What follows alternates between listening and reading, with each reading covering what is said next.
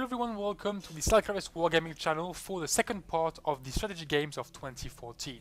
So in the first video we saw all the RTS games that were announced for 2014, well at least all of those that I am aware of. In this video I'm going to talk about the turn-based strategy games, starting with the classic TBS games, turn-based tactics, and in the second part we'll see all the 4X games, so explore, exploit, expand and exterminate, civ-like games to be clear. So the first TBS game I want to talk about is War Machine Tactics. War Machine, for those of you who don't know, is a tabletop game, much like Warhammer and Warhammer 40k, that are Game Workshop franchises. War Machine is a competitor, and it has been, the equivalent of the tabletop game is created on PC. The Kickstarter campaign to fund this game has been highly successful, and the game will be made in 2014 normally. It is the footage and the screenshots are really nice, so I really think the guys working on this game are talented, and the game might end up being really good. The second game I want to talk about is also a turn-based tactic or strategy game. It is Armageddon, the game based on the Warhammer 40k franchise, another tabletop game. It's early 2013, I think. Slytherin, the developer, has acquired the Warhammer 40k rights, and they are working on a turn-based strategy game called Armageddon that will, of course, depict the Armageddon wars between the Imperium of Man and the Orc tribes led by Gazgul. So it's going to be a really nice game. We have very few footage on the game, apart from a few units, screenshots given by the developer, and a few pictures taken at the annual Game Workshop Games Day, if I'm correct.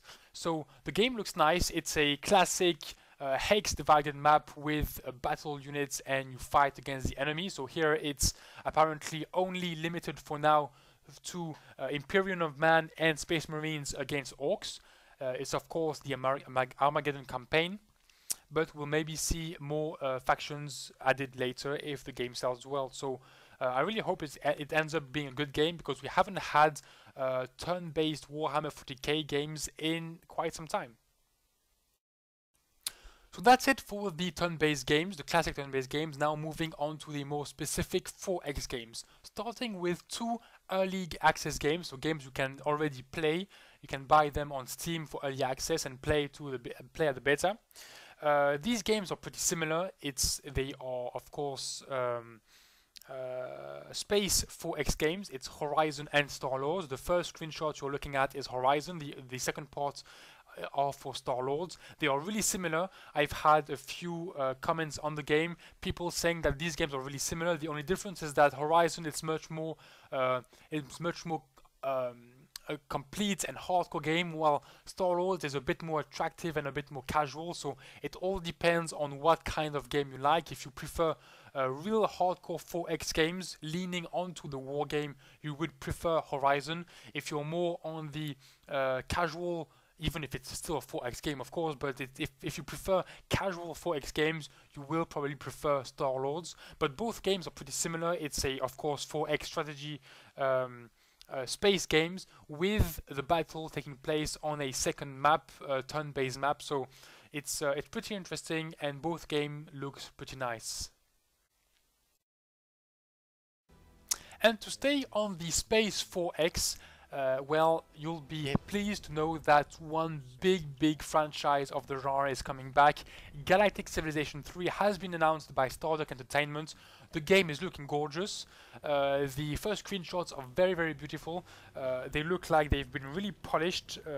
It looks like the game has been adapted to be a bit more attractive. I just hope that doesn't mean it's going to be a bit more casual, but we'll see. The Galactic Civilization games were really good, and the third one is, I hope, going to be as good as its fathers. So we'll look at that more in detail when more information is given to us by Stardock Entertainment, the developer of the game. But of course Galactic Civilization 3 is a huge announcement, and we all hope it's going to be a big 4X for this year. Moving away from the space 4X games, we arrive on another classic genre, the heroic fantasy 4X games. I'm going to start with probably the less known of these upcoming games, which is Endless Legend. Endless Legend is made by the developer Amplitude Studios, who are also the guys behind Endless Space, the space 4X game that came out 2 years ago.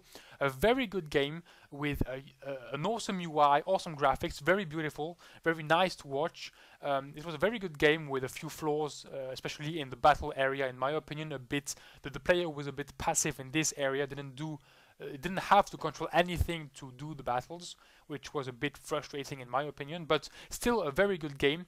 And they are now making Endless Legend, which is a 4X heroic fantasy game with both classic and non-classic units. On the screenshots you can recognize elves, dwarves, trolls, but you can also see some nice human, well, I'm not sure if it's human, but they are marked as legionnaires, so maybe human, maybe not, but nice design. The visuals are very nice, so I hope that just like Endless Space, this game will be very nicely done and that UI will be top-notch just like Endless Space.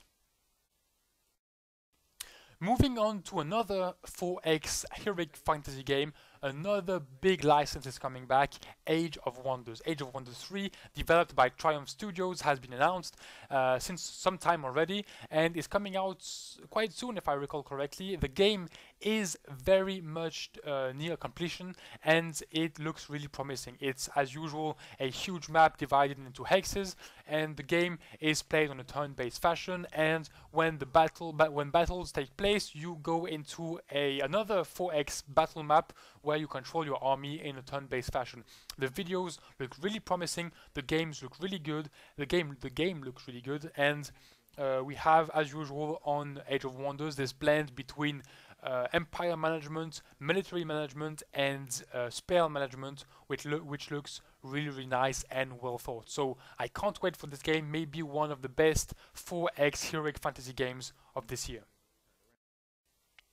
And to finish the list of these 4X heroic fantasy games, we have Warlock 2: The Exiled, the sequel to the first Warlock game that came out early 2013, if I'm not mistaken. The first Warlock game was nearly a copy of Civilization, but in a heroic fantasy universe.